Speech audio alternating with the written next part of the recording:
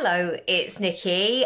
This is the first of this kind of series of video, but I thought it would be really interesting to share, probably more so for me, because I think it's really good to reflect on what's working and what's not.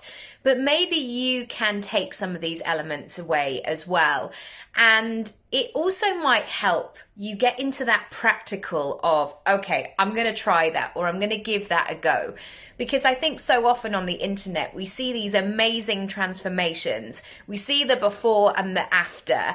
And what we don't see is the middle bit. And often people may simplify these things as well, of like, just do these three things. And actually, we know that to just do these three things, we probably need to do lots of other little things around this. So I've got 5 things to share with you today that I've really been working on throughout the month of March, and they have really helped. And I've decided also, when I do this series, that I'm probably only going to share things that I've really enjoyed, because you don't want to watch a whole video of something that didn't work. I would rather kind of come from that positive standpoint and give you some good stuff. Okay. The first question that I just kept asking myself, because I have no problem with goal setting. I have no problem with big picture thinking or visualizing or really knowing what I want to be, do, have and feel. That part of the process is always really easy for me. I come up with ideas, etc. So the question that I've been playing with this month is, what needs to happen to make this real? What needs to happen to make this real? And this has been quite invasive at times, I have to say, because there are times where I might have convinced myself that I was working on a certain thing. But I was probably, if I'm being really honest, just doing the bits that I liked or that felt easy. And so in order to really crank up, I guess, the next version of this or elevate the process, I need to get into the nitty-gritty of the action that needs to happen. And I've been applying this in lots of different ways. What needs to happen emotionally? What needs to happen practically? What needs to happen in terms of my technology? What needs to happen for me as a leader to get into that headspace? What needs to happen?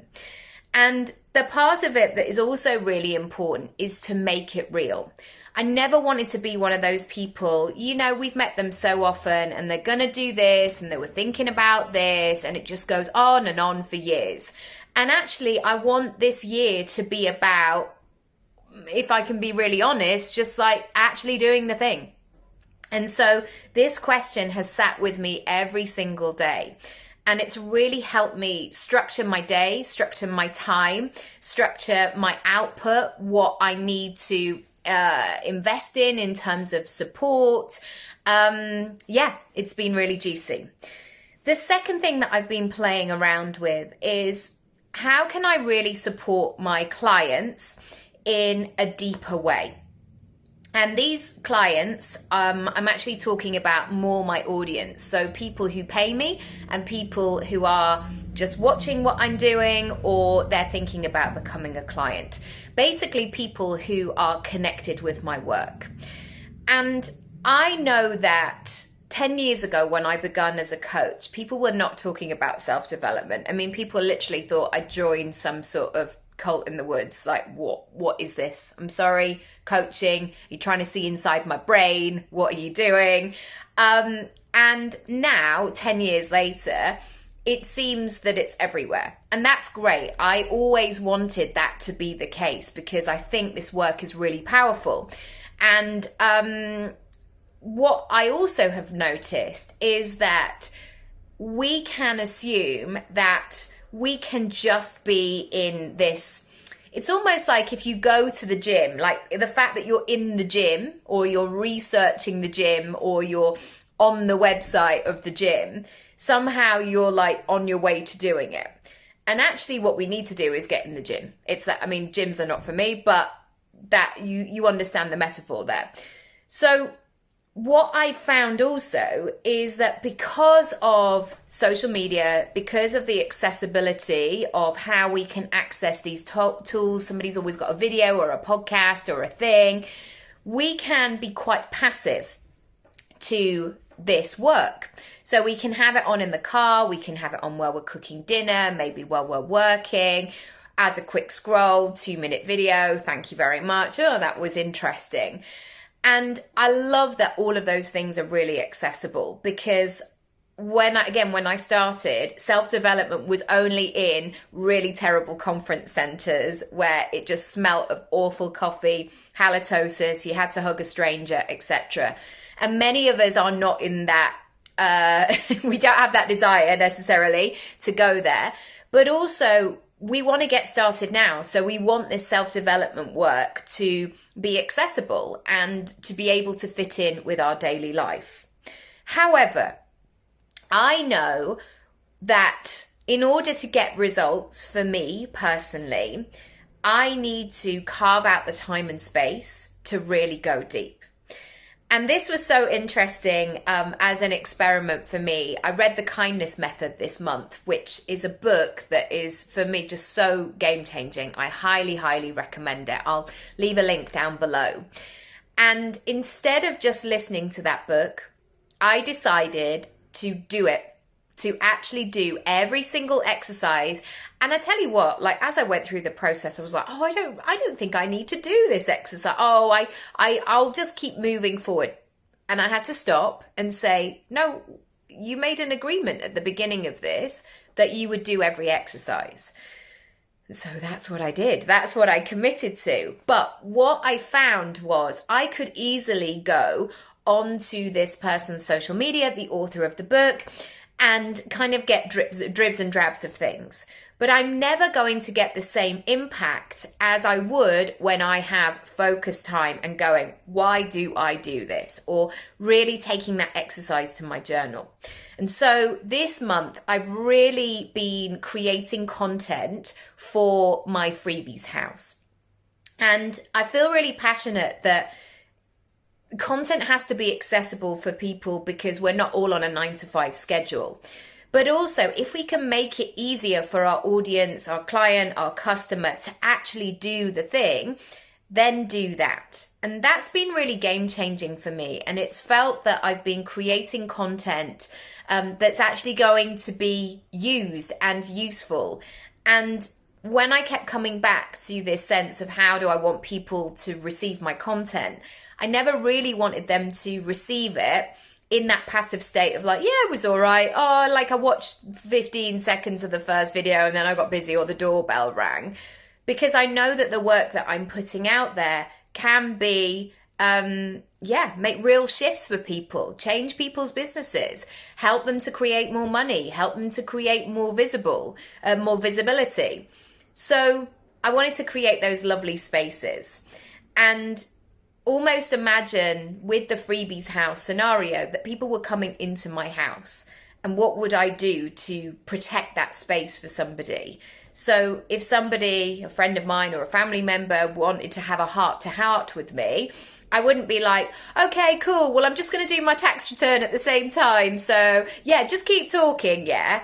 No, I'm going to be there with tea on the sofa, sitting and listening and being engaged. And I think we as practitioners, we have to hold that space for people to do that work. And so that was my psychology behind that. And it's been really successful. I'm pleased to say as well, it's been something I've been playing around with. And playing around, that sounds like a bit of a flip phrase, but what I mean is being willing to give it a go, doing it imperfectly, experimenting, trying something different, because everybody will tell you like just do one thing, do a workshop funnel, do a webinar and things. And I wanted to try something different, and that's what I've done this month, and it's really been working well. So I'm really pleased about that. Number 3, my bank account got hacked this month, and it could have really taken me down emotionally. I can feel myself getting emotional right now. it's such an invasion of your privacy, and it just feels awful when it happens, because it's really unpredictable. You don't know when things are going to be sorted.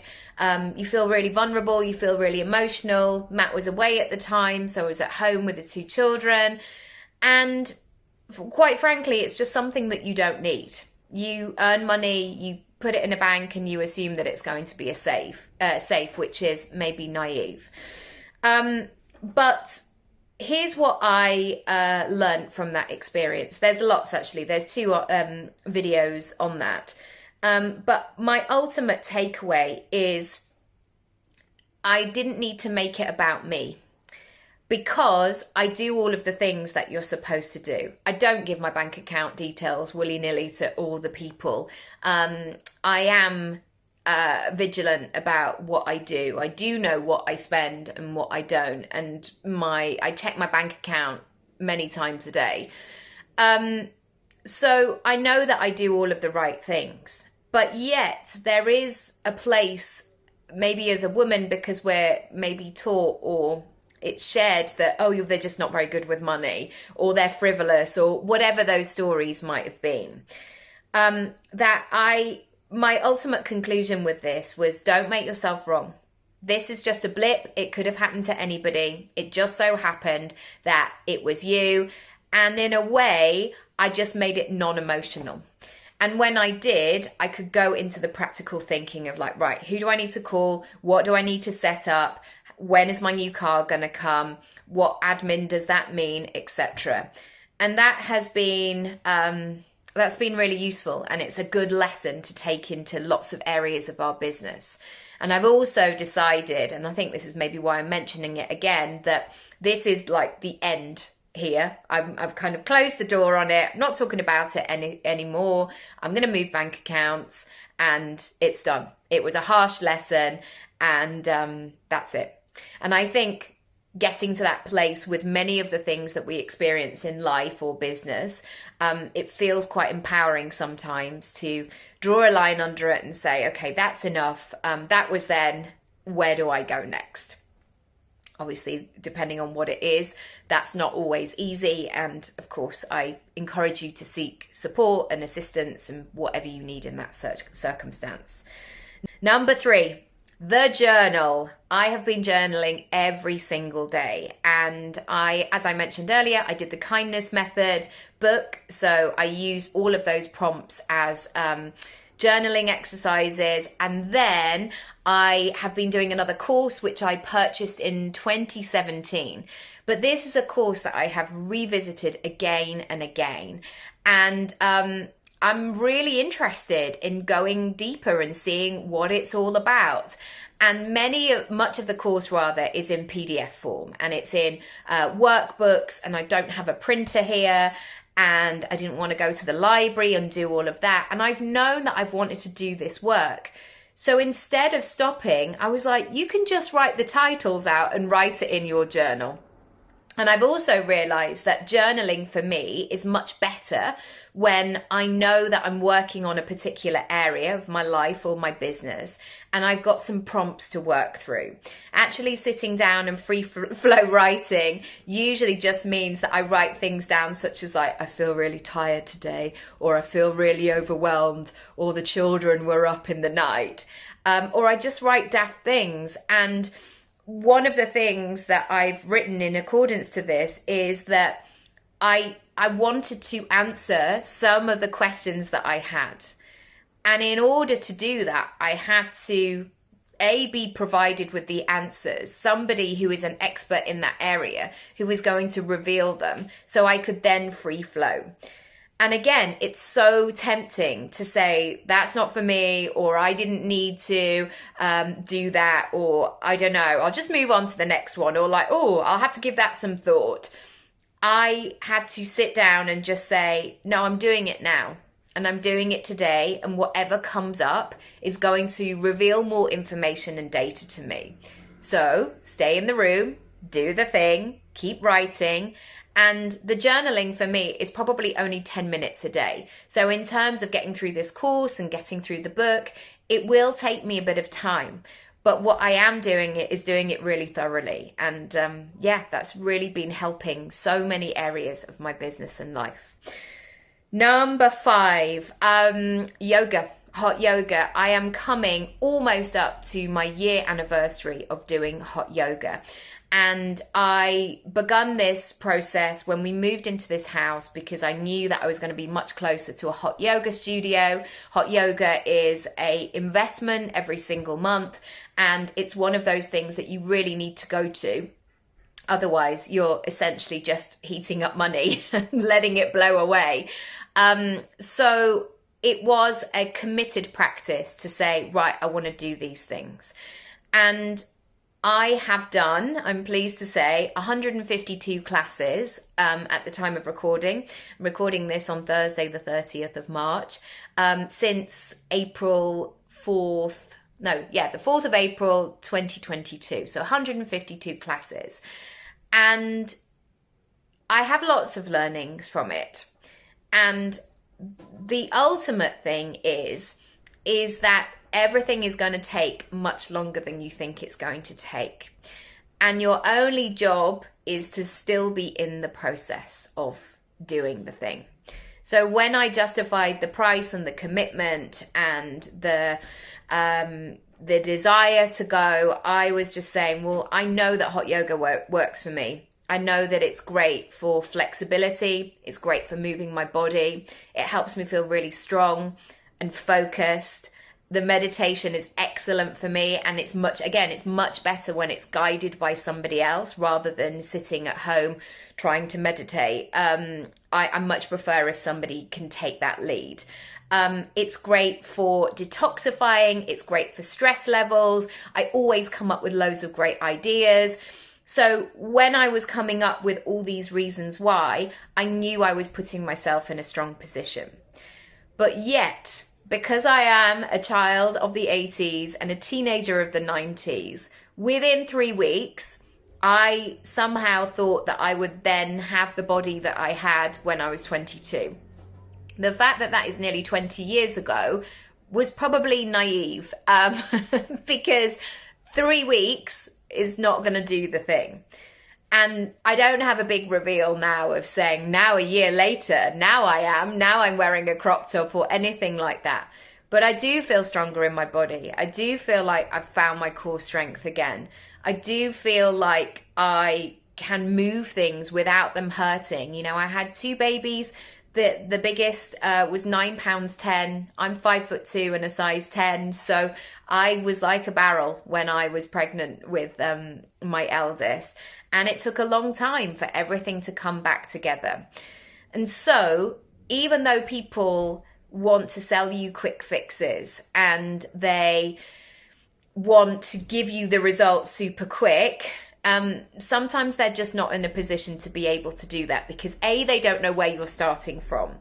And I think naively I was like, oh, it'll be fine, I'll just snap back. I hate that phrase, I don't know why I used it, but like, oh, this is just undoing a few little layers and then I'll be back to what I was. And that is not the case. It has taken a year to build that habit, to build that consistency.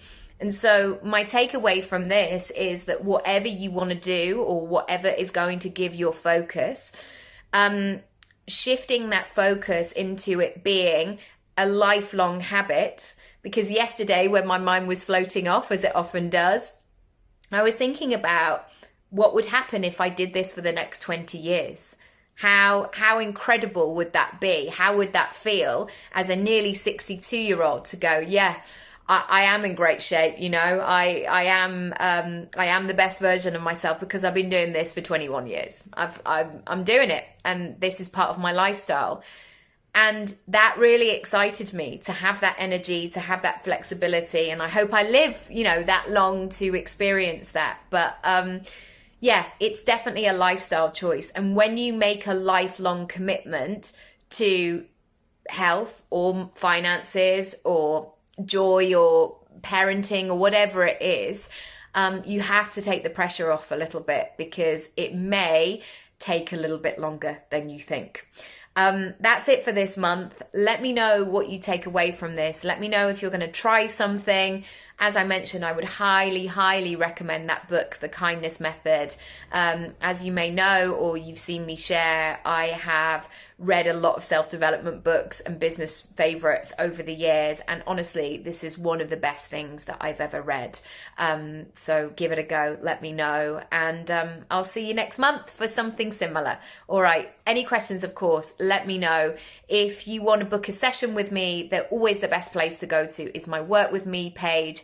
Also go to my freebies house as well, try it out, pick one of the rooms, see how you can make some moves, see how you can begin right now, imperfectly, giving it a go, and let me know how you get on. All right, I'm sending lots of love, and I'll see you next month for something similar.